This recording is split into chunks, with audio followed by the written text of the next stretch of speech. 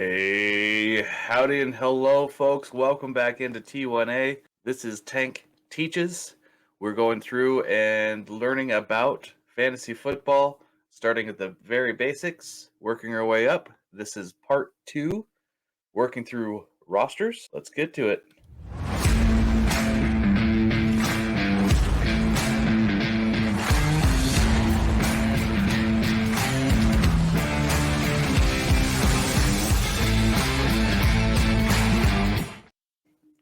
Woo! All right.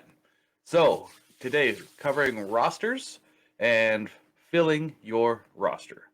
We were looking at a couple different things: draft and what the different styles are, how often they're going on, trades, what we could do to get different rosters and or picks to our team, and free agency. So first up here is draft styles.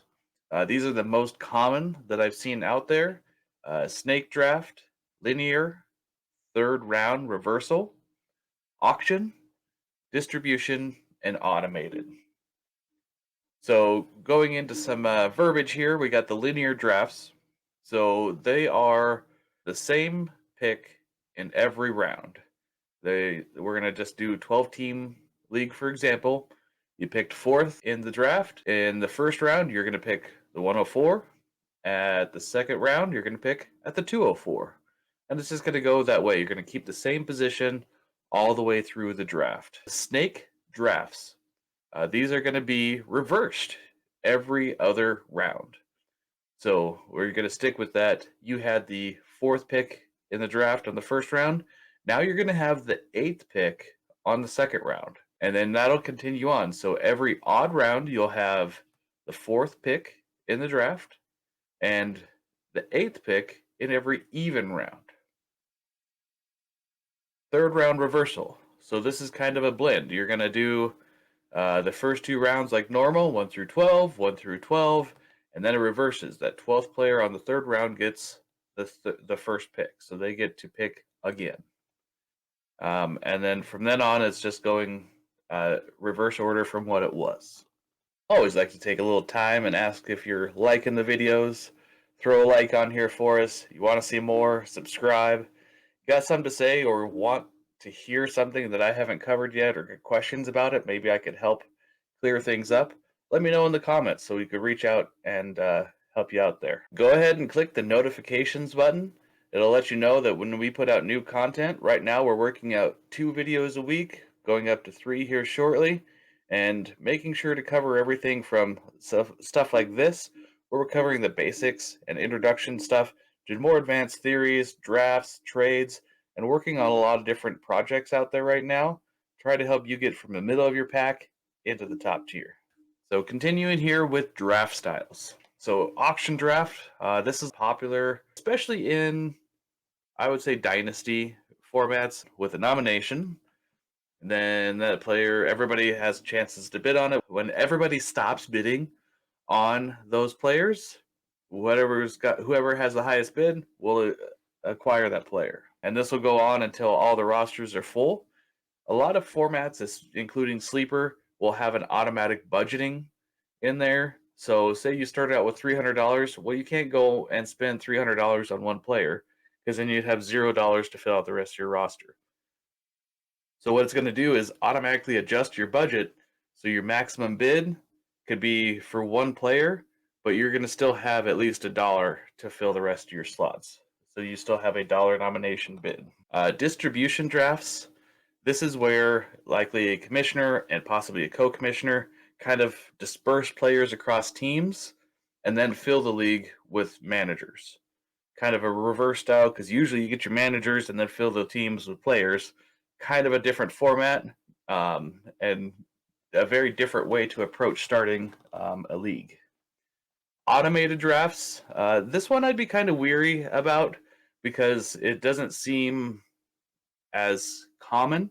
It could be for somebody who's trying out to be a new commissioner, trying a new scoring format, or it could be somebody pretty shady. Look for very stacked teams that they auto drafted and kind of move players around so that their team's really good or certain teams are really, really good. So just be aware when you're looking at taking on an orphan or starting a new league, kind of what the format settings are, and if you're taking on a new team, kind of what the players look like compared to other teams. Just be aware of your surroundings. Trading. So this is one of the favorite things that people like to do, especially in active like dynasty leagues, because you could trade away older players for younger talent or picks and rebuild your team, retool them. And the difference between that is retooling, you're swapping a few players in and out and still trying to compete. Where a rebuild, you're really kind of moving out some old assets, some guys that are not providing you as much value to acquire picks and young players and start your process of building up so that you can start competing in another year or two. Hopefully not 3, but it happens.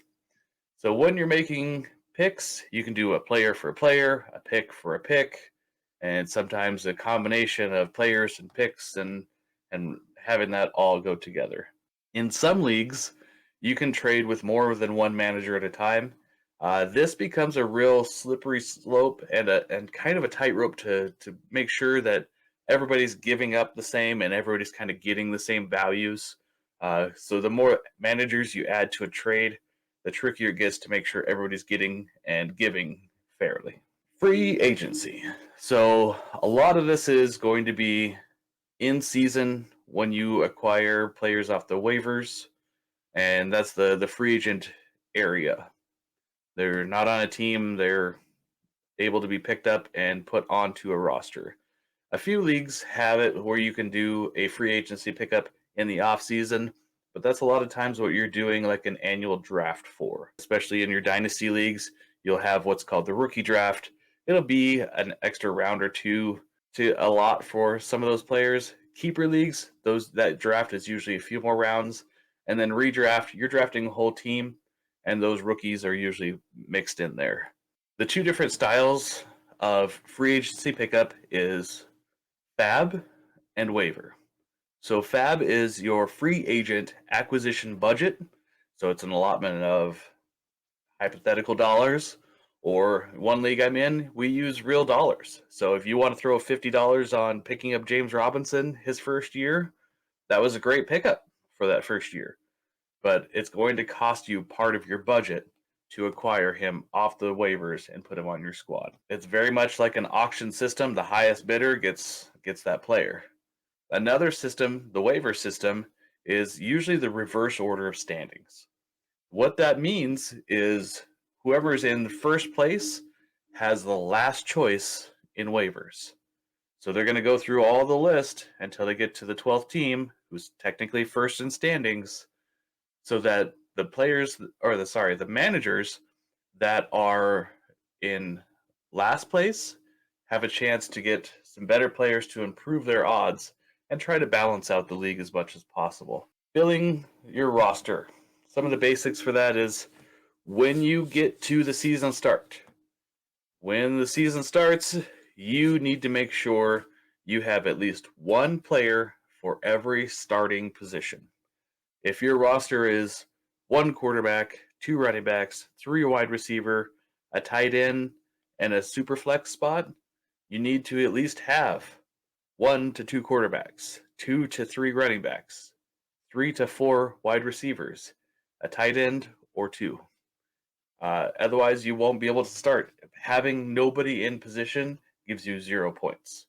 So having at least a player to start in that position is a requirement. I've seen a few leagues where you are actually penalized your draft picks if you don't have an active starting roster throughout. Now, once you have your basics that you need to fill your roster, then you can start looking a lot at the backups and rotational pieces for all of those positions. You want to make sure that you have a couple extra people per position that you can cover an injury, which happen all the time, a suspension, or even bye weeks. Bye weeks are the tricky one, especially for this next piece of information here. As tempting as it is to have draft, obtain, trade for all the players from your favorite NFL team, it doesn't often lead to success in the fantasy world. I am a Tampa Bay Buccaneer fan. I could have Tom Brady and Mike Evans and Chris Godwin and Russell Gage and Cade Otton and Leonard Fournette and Rashad White. Well, that's 7 guys right there. I can't start all those guys. They're not going to have a great performance, all 7 of them, in the same week. And also, when you look at bye weeks, all 7 of those guys are going to be on a bye week at the same time. So these are just some introductory thoughts about when you're filling your roster. You got to make sure that you're paying attention to those things. And we'll definitely dive more into that as we explore roster filling and roster creation, more to speak. Well, we've made it through another Tank Teaches. Hope this helped give you some insight on your rosters. We covered filling your roster, draft styles, trades, as well as some free agency stuff. And we're going to keep building on this knowledge and help you grow. Next up on Tank Teaches, we'll be covering fantasy football formats and scoring and how those work for you. That's all I got for you today, folks. Have a great one.